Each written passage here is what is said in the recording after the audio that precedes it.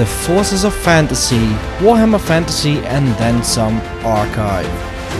I'm your host, GJ. Join me as we take a chronological look at all the materials that have been released for Warhammer Fantasy battles and related games.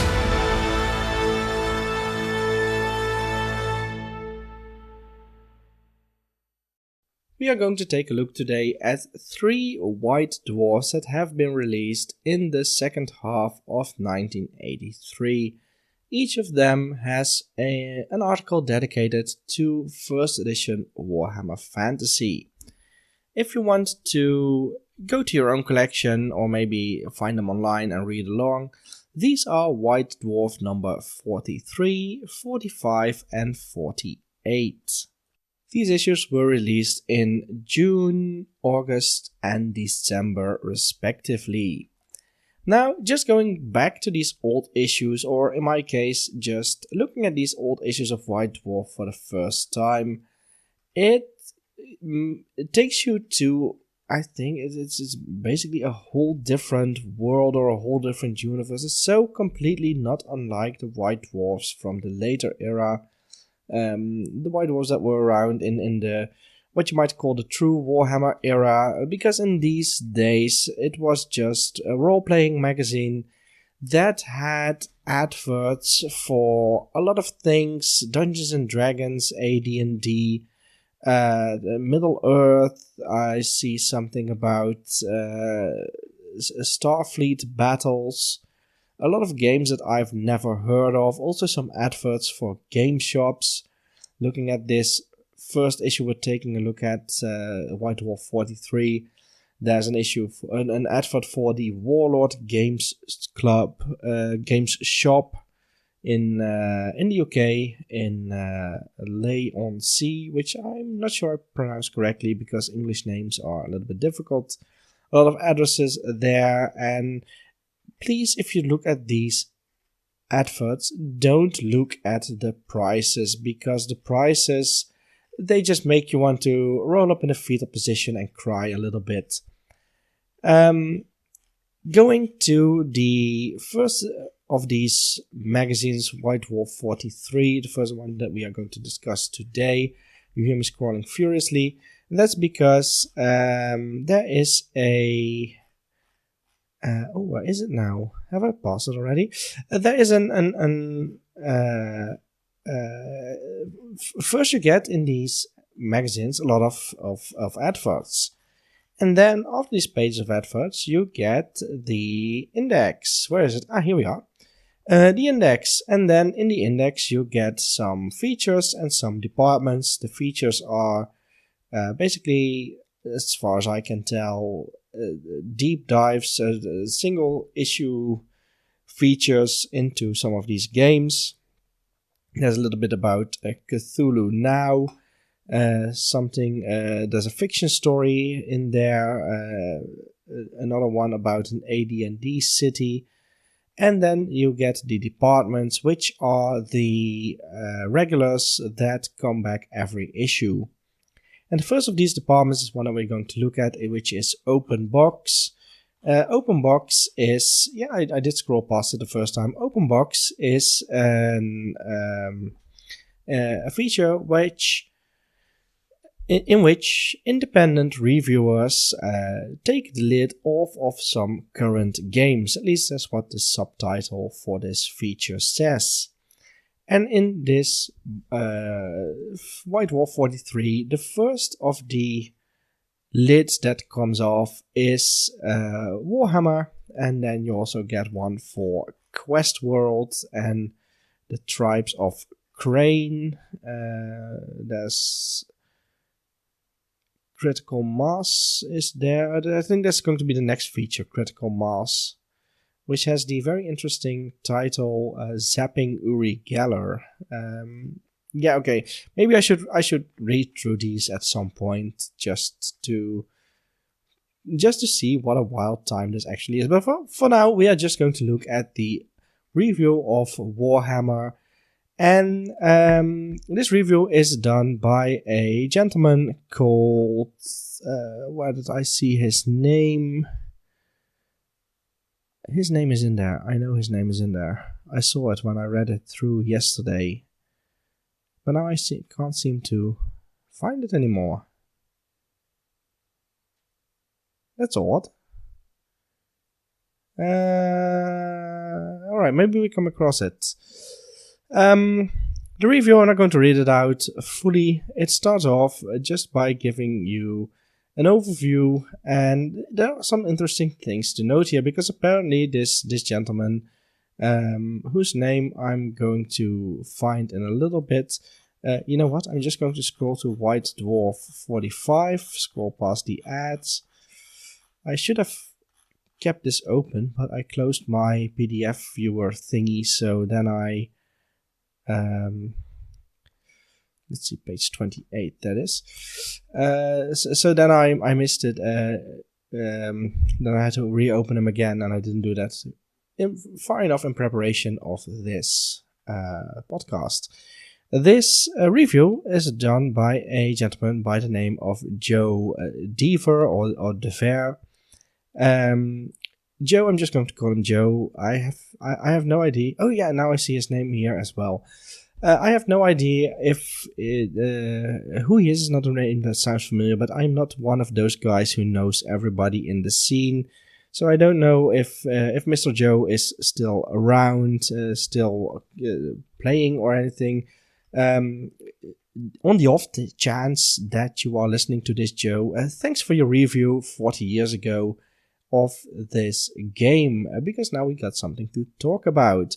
And also, thanks to Joe for the thing that we're going to talk about next, which is the article in White Dwarf 45, which is a scenario by this same Joe Dever, Mr. Joe. So, Warhammer, this box set, please don't cry, costs £5.95.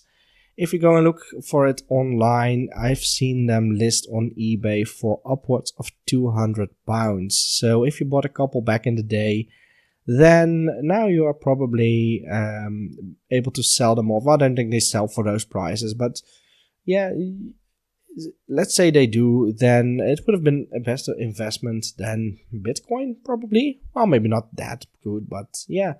Definitely a big increase there. Warhammer comprises an attractive box package of 3 rulebooks that make up the basis for a system of mass combat fantasy role-playing. The review begins. Authors Brian Ansell, Rick Priestley and Richard Hallowell have combined their individual talent for producing excellent rule systems and have attempted to satisfy the need for a realistic yet playable set of fantasy wargame rules. And what's interesting here is that, according to this reviewer, they have not thought of all of these rules all by themselves, because they've just basically picked and chosen the best things that were around in previous games. So Mr. Joe goes on to say, Ansel has used his laser burn initiative system laser burn is in italics, so I guess that's not a game system, in determining which troops strike first, and then you get to hit and to kill rolls. And those are similar to Mr. Hallowell and Priestley's Reaper fantasy rule system, which I've used for the past 5 years for all of my own fantasy wargaming. So yeah, that's something interesting that I didn't know. The article then goes on to describe what's in the books, which I'm not going to read out because, well, we spent a lot of time in the past 2 podcasts to discuss those. It is interesting to look at how Mr. Joe scores this game. He says he ends his review with, if you regularly wargame with miniatures or have been wondering what additional fun you could have from your rapidly growing collection of fantasy figures, which of course we all have a rapidly growing collection of fantasy figures, then I recommend you check out Warhammer and Let Battle Commence. He gives the following points, and I guess this is out of 10, so it doesn't say so, but he gives an 8 for rules, an 8 for playability, a 7 for skill, a 9 for enjoyment, and an 8 for complexity, for an overall of an 8. I'm not sure how he would compare this to later editions, but yeah, I was happy back in high school if I got an 8 for anything.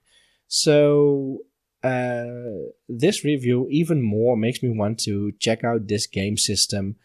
It might not be very good compared to later editions, especially considering that this was released in 1983, and then in 1984 you got an expansion called Forces of Fantasy, which we're going to talk about a little bit next time, and the White Dwarfs leading up to that.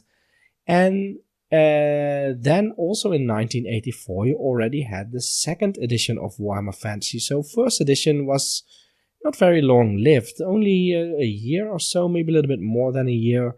I'm not quite sure when it was released, but yeah, seeing as there is a review of a current game in June, and Warhammer 2nd edition, according to my publication timeline Excel sheet that I've been making in preparation for this, is, I think, somewhere in 1984. It is somewhere in 1984, but I'm not sure exactly when in 1984. July saw Forces of Fantasy, so I'm guessing this is maybe a couple of months later. So let's say in the fall or winter of 1984 that second edition was released. So yeah, a little over a year that oh no, wait, Forces of Fantasy I see here in March. So maybe it was then, yeah, also in the summer. Let's say summer or fall of 1984. I'll give it the correct date when we get to there. So yeah, that's it only lasted for 1 year, and if all people are like Joe and give this game such high marks, then I'm not sure what maybe what the other games of the era were like, or yeah, what maybe if Joe was a little bit biased because second edition came along very soon after this. Alright, let's leave Mr. Joe's review for what it is, and let's take a look at the scenario he devised. There's a scenario in White Dwarf 45, which was August 1983. And this scenario is it's called Thistlewood. The article starts with a map of the area. There's a church with a graveyard, and then there's a road, a furlough road that runs alongside the church, and it crosses Market Way. And on the side of Market Way there are in total 7 cottages. There's a little side road and a bridge that leads to a tower. To a tomb. That's a different T. There's a river going there, the Thistlebrook. There are some hills over there. One of the hills has a watchtower on it. And there's also apparently there's a well. Let's see what else is there. There's some walls. There should be a wizard's tower. WT. I don't see it on the map. Oh, that's a wizard's tower, not watchtower. Alright, maybe I should look at the map first. And it's divided into squares, and each square is 12 yards, which makes some of these cottages rather smallish. But yeah, that's it's still in line with what a medieval fantasy setting would have. So there's some forests there. There's some rough ground markings. A nice detailed map that gives you the setting of this play area. This scenario, in the introduction it says, is designed for Warhammer Mass Battle Adventures for 2, 4 or 6 players plus 1 umpire. The ideal playing area is 8 by 4 feet in size, which is an average table tennis table, but this can be reduced so long as the relative positions of troops and scenery remain the same. Dungeon floor plans should be used when fighting occurs within buildings. It is recommended that an area away from the main table is used to resolve this sort of action. Figures enter buildings on the table, transfer them to the floor plans, and resolve the searches and encounters there, giving you both a massive combat game, because if you look at the picture that's in there, black and white picture, it shows you two setups of battle lines. One setup of the village with two battle lines. And that looks like any old Warhammer Fantasy battle with stuff on square bases facing off, and with a village and scenery on the table over there. Great looking scenery, by the way. I wish I could see this picture in full color. So you then get, when you get into these buildings, you transfer immediately to a skirmish style game where you go, you teleport off of the main table to a side table where those floor plans are. So you do need a little bit of space over here, both a table tennis table and some other play areas for the floor plans of the buildings. Each player can position any or all of his army up to 12 inches away from his baseline at the start of the game, anywhere as long as along its entire length. If reserves are being held back for use later, the player must inform the umpire at the start of the game exactly which game move and area of the table he wants them to enter. They may only enter on the player's baseline. Then we get the scenario. Foro Malice, an accomplished thief of a foreign guild, has successfully stolen the legendary golden chalice of Landmar, reputedly the most securely guarded treasure of King Amias's rich kingdom. The king has mobilized his army to hunt and capture the thief and to restore the holy relic to the cathedral altar before the news of its disappearance becomes widespread. From snatches of information, the king has deduced that the thief is hiding in the small northern village of Thistlewood. Lord Vasago, evil necromancer and ruler of the king's neighboring Northlands, has learned of the theft and is anxious to intercept the thief on his flight from the king.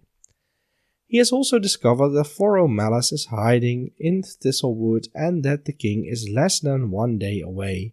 But Vasago is determined to capture the chalice despite his risk of a costly battle. The relic is reputed to have great magical properties. Should it fall into the hands of Vasago, the security of the entire kingdom would be jeopardized, as he would be able to command great power and influence over its populace. Victory objective. The objective of the game for both players is to locate the chalice and return it to their baseline. The first player to do so is the winner. Then we get a little bit about the army lists. I'm not going into detail here, but you get the king's army, which comprises of the king and a baron, and then there is a unit of imperial guards, some royal centaurs, pikes, swords, maces, and then we have some half-elves and dwarves and a cavalry unit. And then there's also a level 4 bishop with some spells and talismans.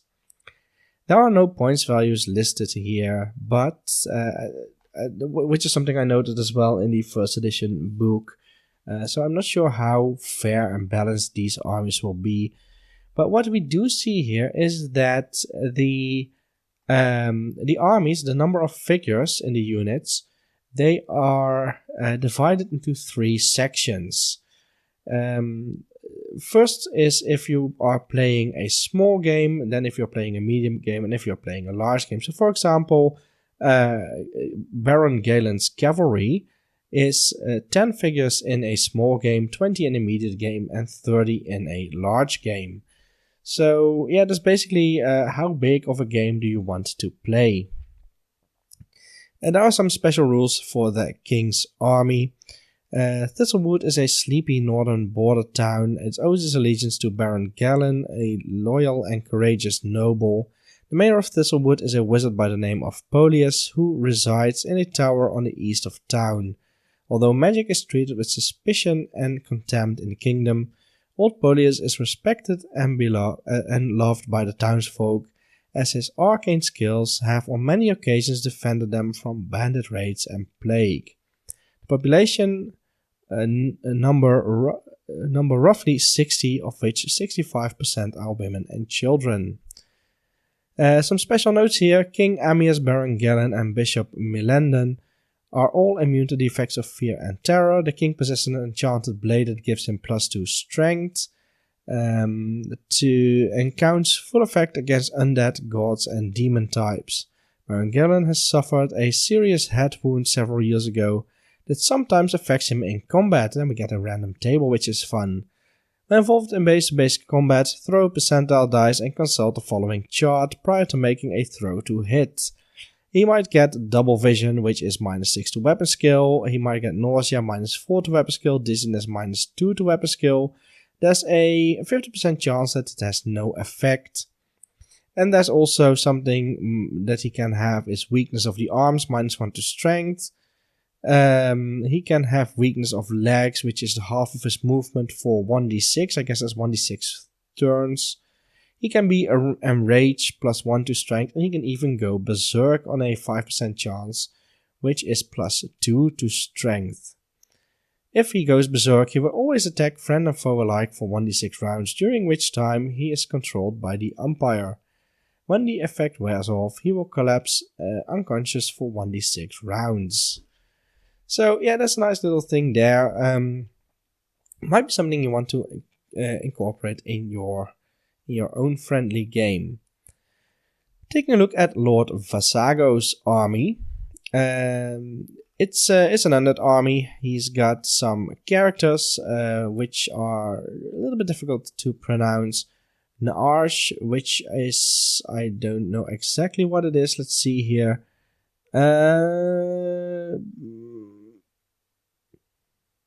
He looks a bit like a Chaos Champion or something like that. Not quite sure. Oh wait, here it says in the special notes. Naarsh is an armed undead champion spectre. He controls skeletons and must be within 12 inches to operate them. He uses a poisoned two-handed weapon which causes paralysis, as does his touch.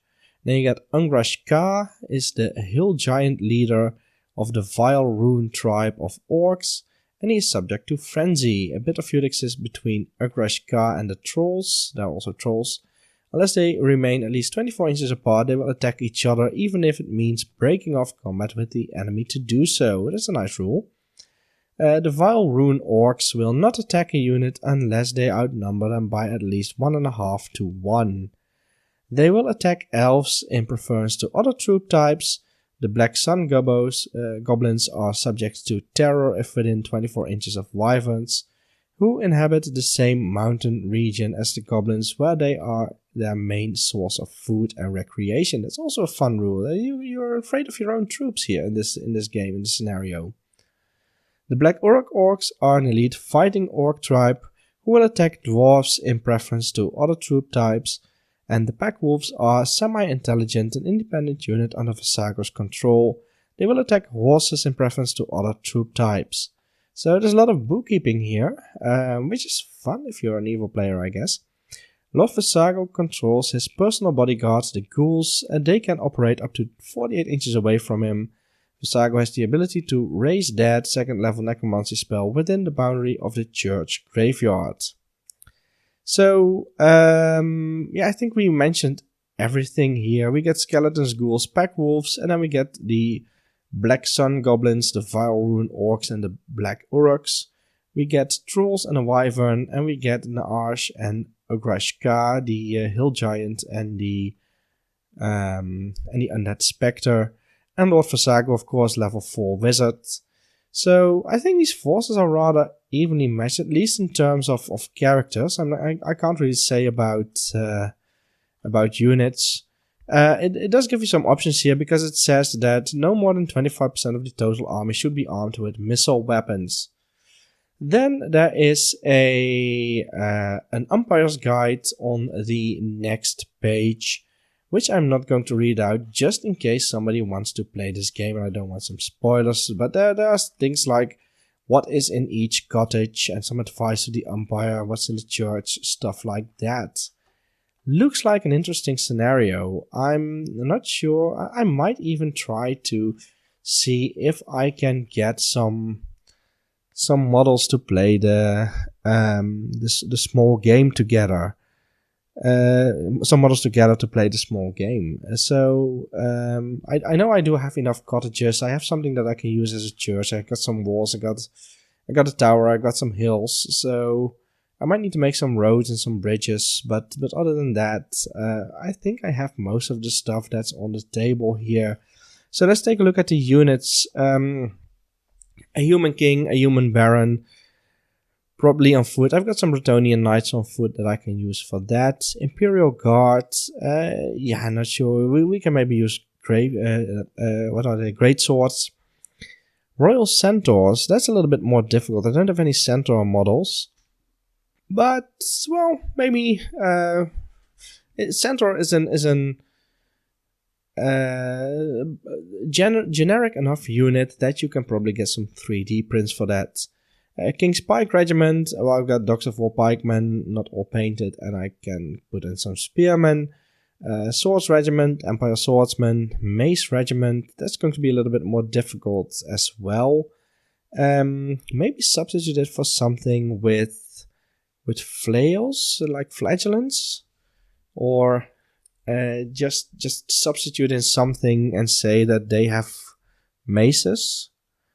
And I can't really think of anything that has the option to equip a full regiment with maces. There are some maces in the Chaos Warrior set that you can use, probably.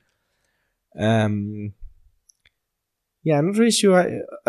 Apart from converting, how you would go about this.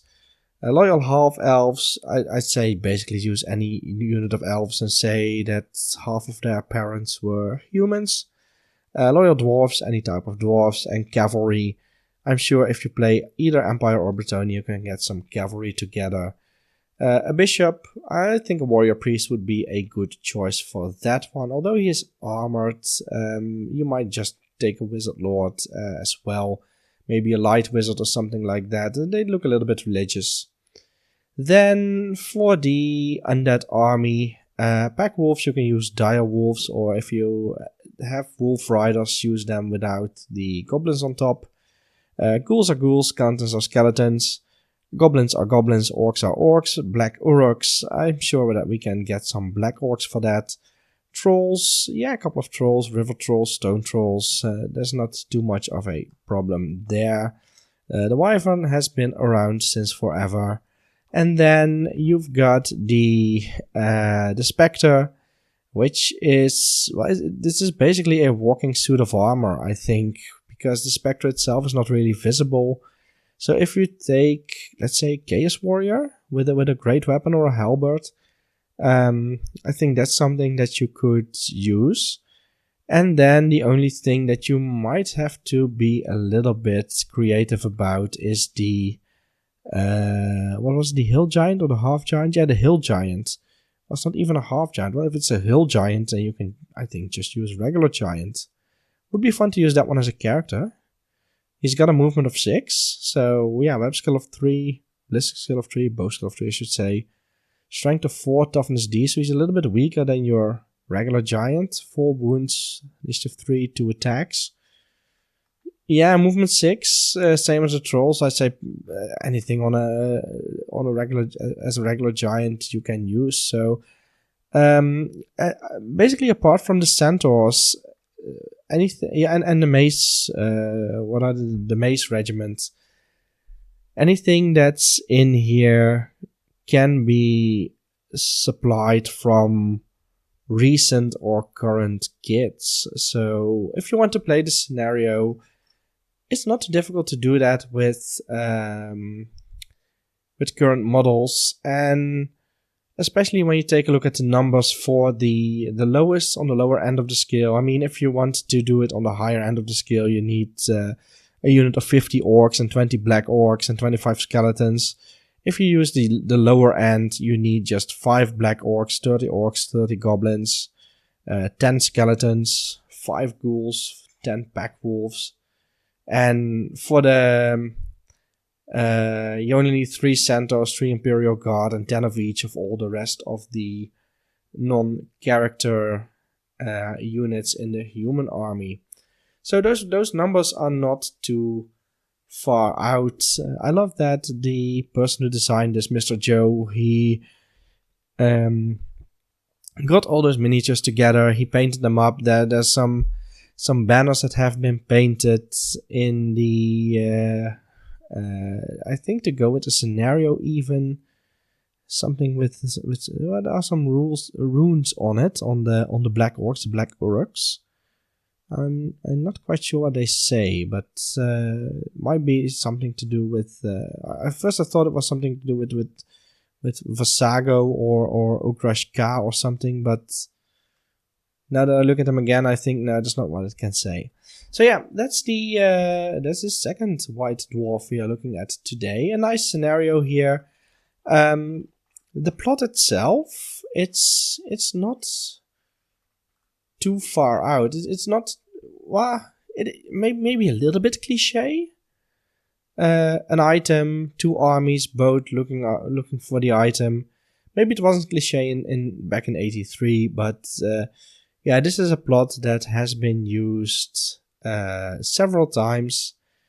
It's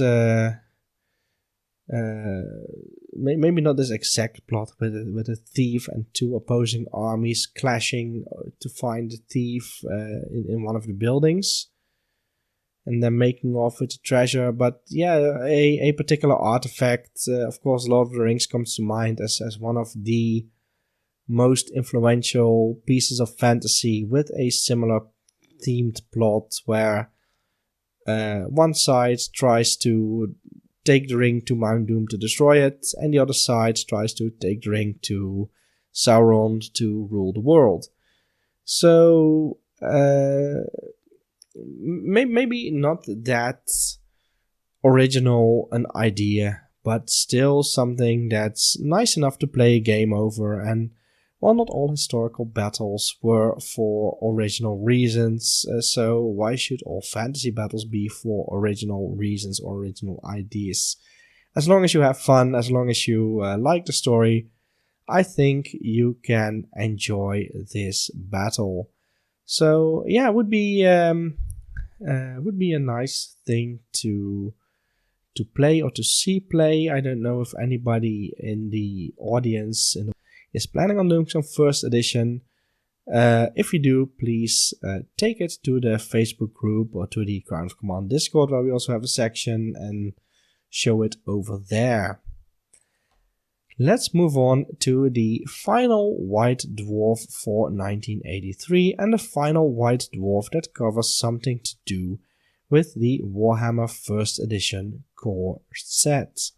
White Dwarf number 48, December 1983.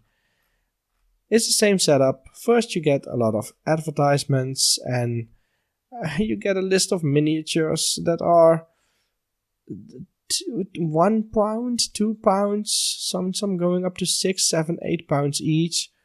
A boxed rune set for Rune Quest, £7.90. Please, Games Workshop, thanks for bringing back all the models for Britannia, but please also bring back the older prices. Let's look at this set, and there's a feature in here that has something to do with Warhammer Fantasy. This feature is written by none other than Mr. Rick Priestley himself, and this feature is called Stomp: Rules for Giants in Warhammer. It starts off with a fallen giant with his legs spread out and his arms spread out, and there are some nice little details about there's some loose change, and all of these are labeled. There's for some reason a bowling ball that has fallen out of his pocket. There's a jar of old Stoat Gargle, which is of course empty, and there is a little red blotch which has the label Unfortunate Hobbit. So yeah, giants can fall over. The article starts off with a random generation table. If you roll 1 to 30 on a D100, you get a small giant, which has a movement of 6, web skill and bow skill of 3, strength of 4, toughness D, wounds 4, initiative 3, and 2 attacks. He's got the basic weapon club, he has got armor, and he's got a points value of 50. Say, we have points values here. That's a new one. I might have completely overlooked it, but I can't remember seeing anything about points values up to this point in, no pun intended, in Warhammer 1st Edition. So this small giant it's got the same profile as the giant leader from the previous White Dwarf article. If you roll a 31 to 65, you get a giant which has movement 7, 1 point up, same web skill, ballistic skill, strength on its profile. The toughness has gone up from D to E. It's gained 2 wounds, it lost 1 point of initiative, and it also gained 2 attacks. It's got the same basic weapon, a club, and the armor is also yes, and it got a points value of 120. Now it gets really interesting when you roll a 66 to 00, 66 to 100, because then you get a true giant. And the profile for a true giant is a series of asterisks, because a true giant has to be generated. So yay, a table that leads to another table. It's also got a club and armor, and it costs you 380 points. Many of the larger humanoid creatures of Warhammer live solitary and isolated lives, or live in small roving groups. Often these creatures are handicapped by stupidity or psychopathic criminality, and for these reasons giants cannot really be considered as armies, but they often band together with other evil types to assault passing merchants and traveling parties. One popular trick, developed by an unusually bright giant, concerns the military use of the giant pitching ball, a huge sphere of lead used by giants to play giant skittles. This is a game which requires great strength and a dozen captive travelers, preferably dwarves. So yeah, that explains the bowling ball. Special provisions. Players may select any of the 3 types of giant described above, either the small giant, or the largest kind, the true giant. Because giants are so diverse, a race, the characteristics for the large type may be very variable. So then we get into the true giant generation section, which is at the end of the article, so we'll get to it. Giants carry a club or similar massive weapon. Large swords may carry 1 or 2 huge spheres of lead to drop on or bowl at their enemies. They may bowl or drop balls of metal, which is one of their special rules. A giant may attempt to bowl 1 ball at a regiment up to 18 inches away. Of course, there's always a chance that the missile will miss altogether, either not reaching the target or veering off at an angle. The giant picks his exact target spot and bowls the ball. The player then rolls the dice to see how far the ball goes. 3d6 for the bowls on level, 1d6 for bowls uphill, and 4d6 for bowls downhill. Balls passing over rivers, bogs, or trenches get stuck. Balls passing over hedges lose 1d6 inches of range, and balls passing through woods or over low walls lose 2d6 inches of range. Mark the target point of the ball and then roll for accuracy. That's a d10 for right swerve in inches and a d10 for left swerve in the same way. Now you should know where the ball strikes. Balls hitting a regiment go straight through their bolt distance. If the ball will strike any units in its path, the ball will strike any units in its path, and may even pass through one unit and hit another one behind it. Each ball causes 1d6 automatic hits at strength 3. Troops in skirmish order or units of less than 10 models can try to dodge the ball. To simulate this, they get a +1 on their saving throw, with a minimum of 6. So, I can't help but notice that it is a very nice coincidence that we get an article about giants rolling balls in the same podcast episode as we get an article about knights in lance formation.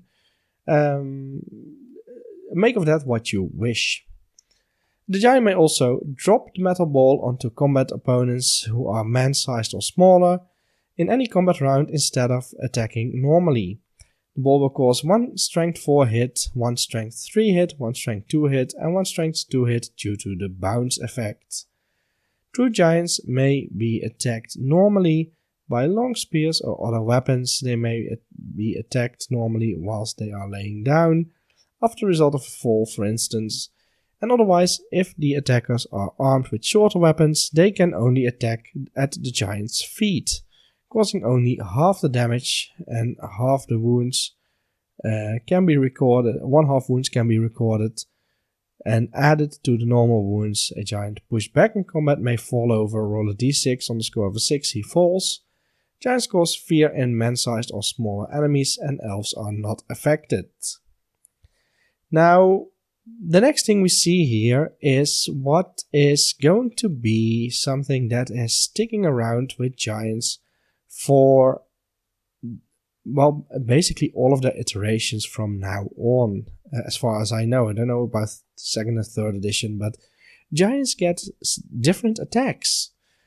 Because the giants are rather special, their combats are not worked out as normal attacks.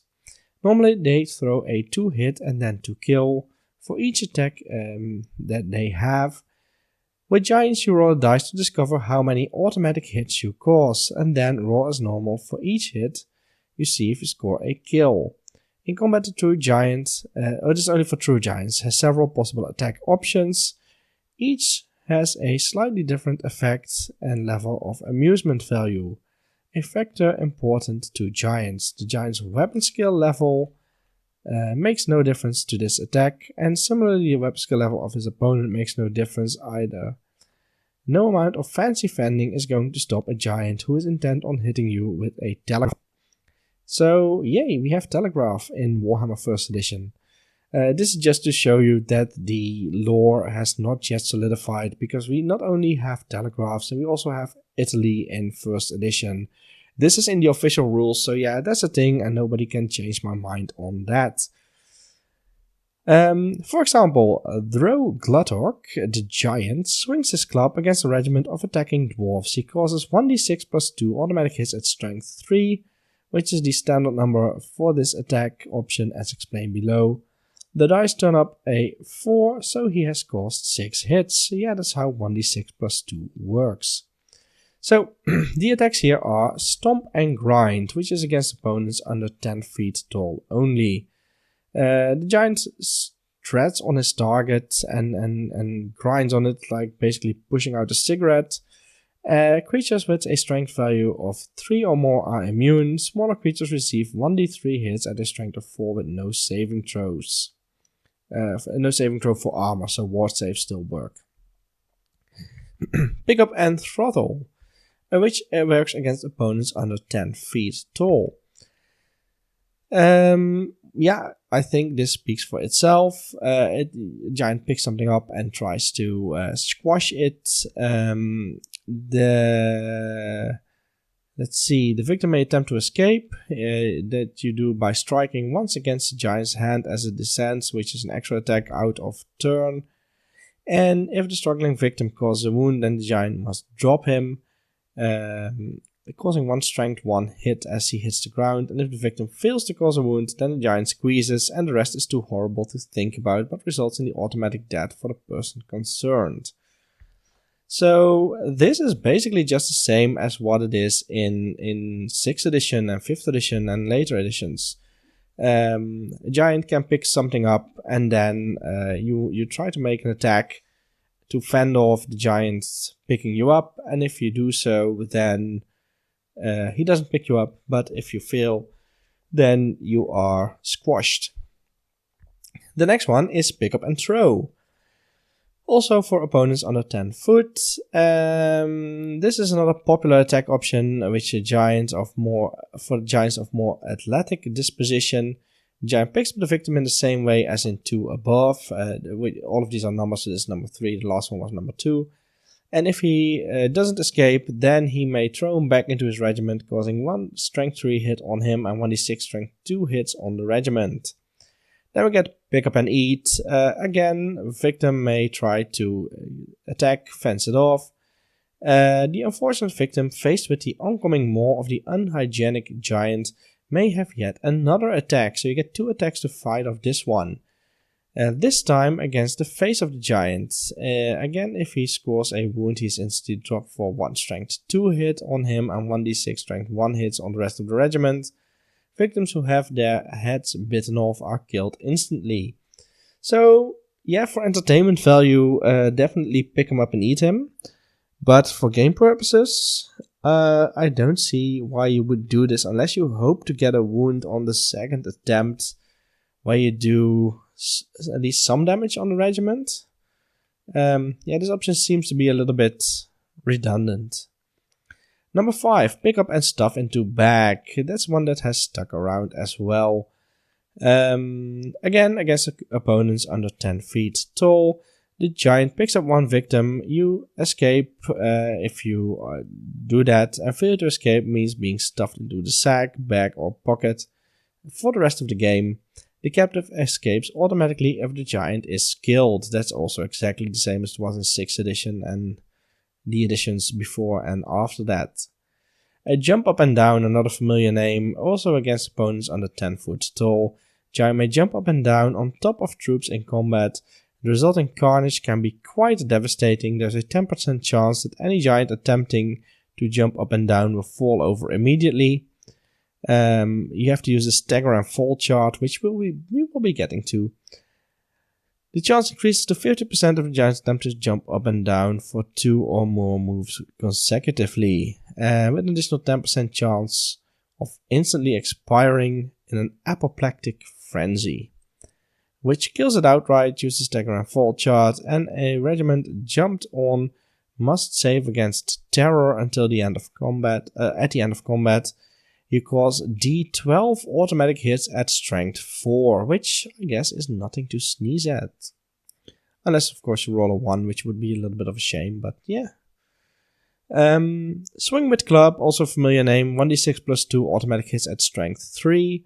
Thump with club, this is, let's see, 1 automatic hit at strength 6, and there's a 10% chance the weapon will be embedded firmly in the ground, take an entire combat round, or otherwise unengaged to free. Yelling and bawling, another familiar one, against opponents under 10 foot tall only, the last 2 weren't. This is an attack option which is a great favorite with the more jovial giants. The giant bends down until his face is only a few yards away from his assailant. He then proceeds to yell as loudly as he can, bombarding his foes with a frightening blast of sound and rancid air.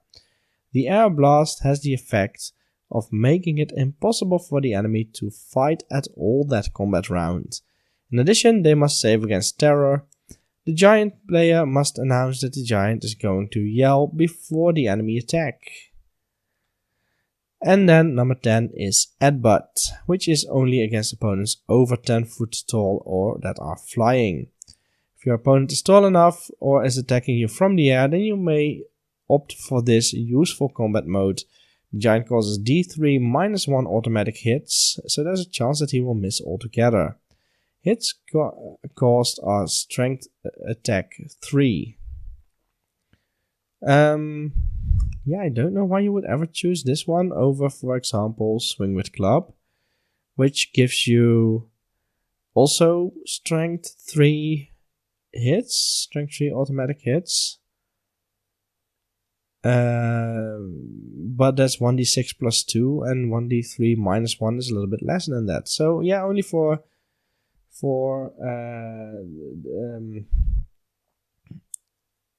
fluff purposes would you use this one, I think. I'm glad that in later editions they changed this a little bit to be more effective. So let's talk about True Giants, True Giant Generation. To generate your giant, you deal with each of the characteristics in turn, movement, weapon skill, etc. For each characteristic, roll a d6 and then read down the appropriate column to give the score.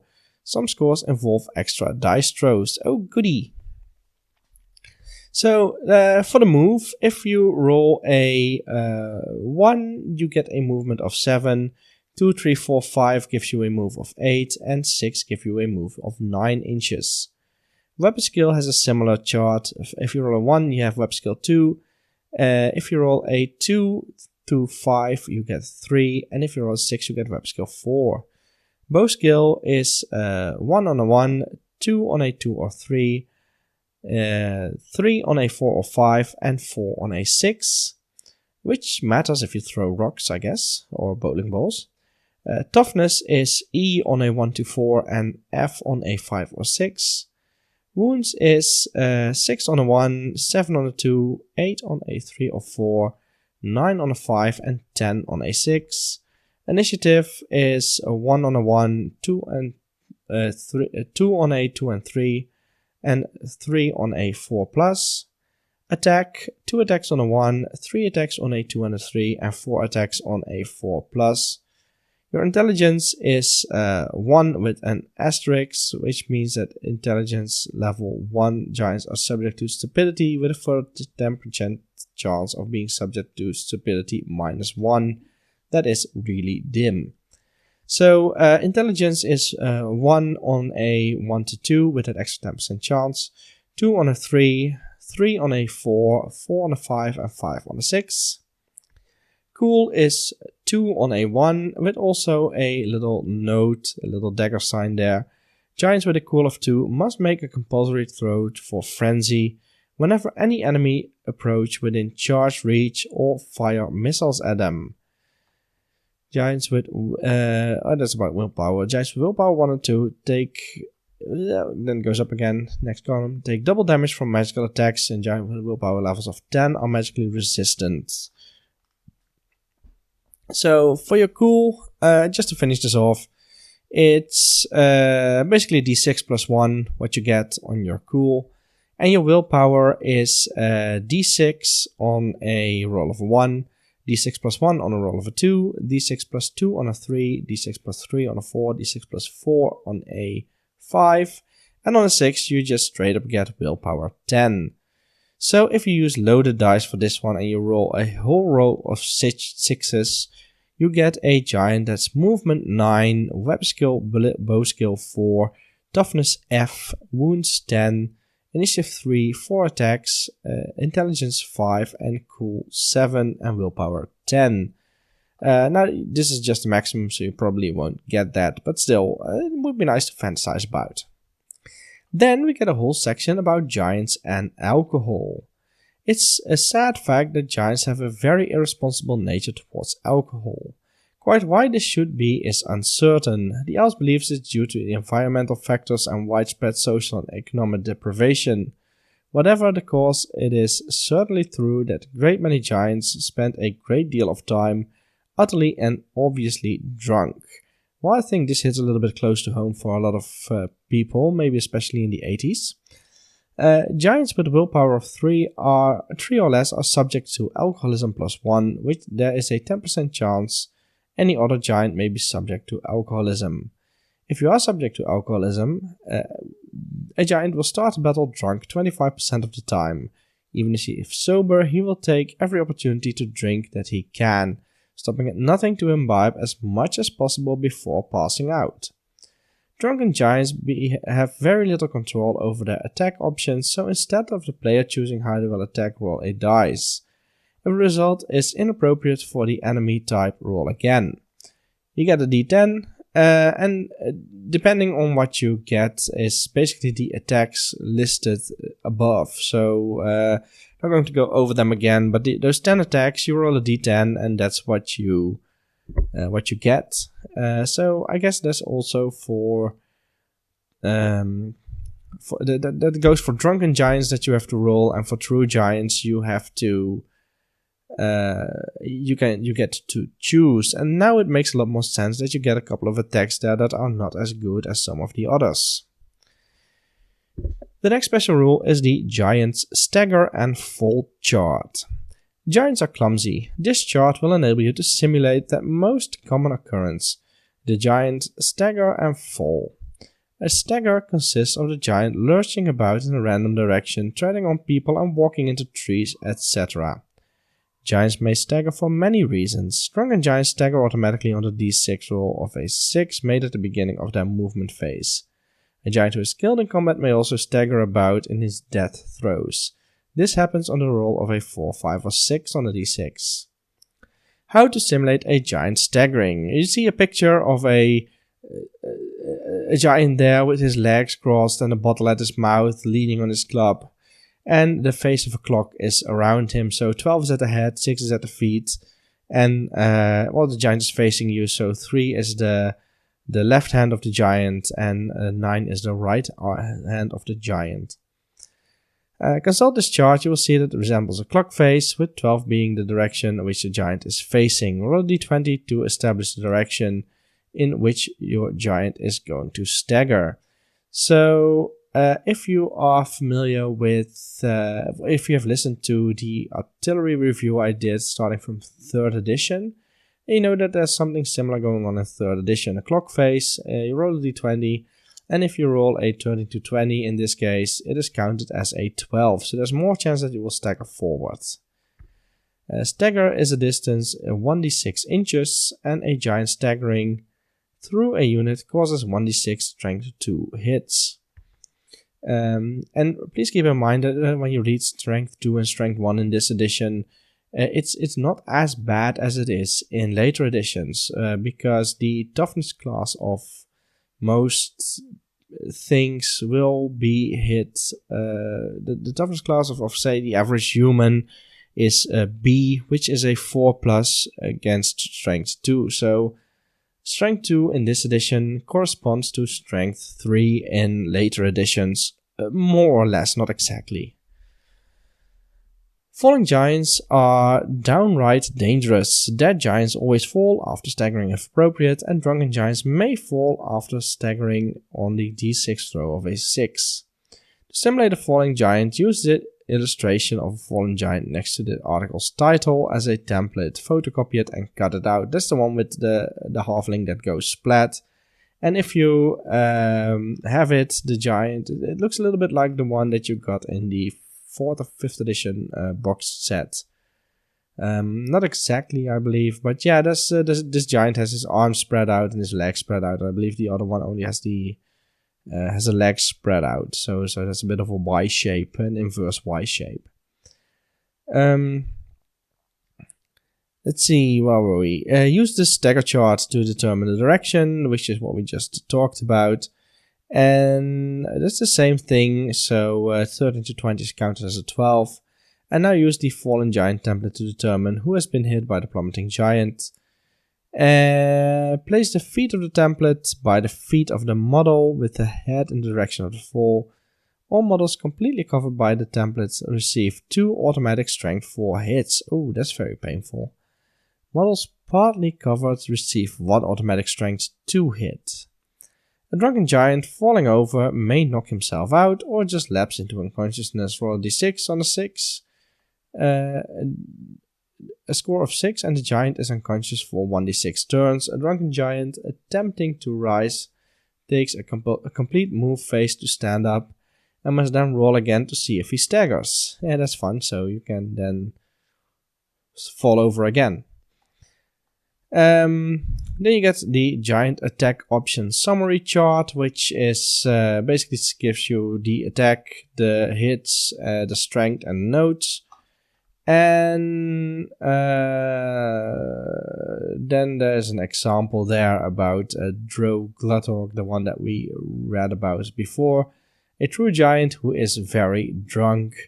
And then it goes on to show you what he does.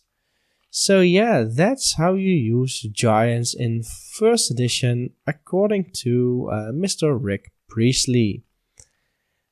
Like I said, you see the basis of the giant already here in 1st edition, which is very cool if you are a veteran Warhammer player to see. Before I started out on this series, I thought Old Hammer, Warhammer 1st, 2nd and 3rd edition is basically a whole different kind of game, something that doesn't even closely resemble, say, Hero Hammer or Middle Hammer, the later editions of Warhammer. But it turns out that there is a lot in here, from the profiles to some of these special rules that are very similar, that have stayed more or less the same, or sometimes exactly the same throughout most of the editions. A lot of things have also changed quite a lot. There's definitely a reason for that. Some things that work, some things that don't work. And even though you playtest, or at least I assume this has been playtested, you will find some things that will not work, which is probably why Forces of Fantasy came out so quickly after this first edition box was released.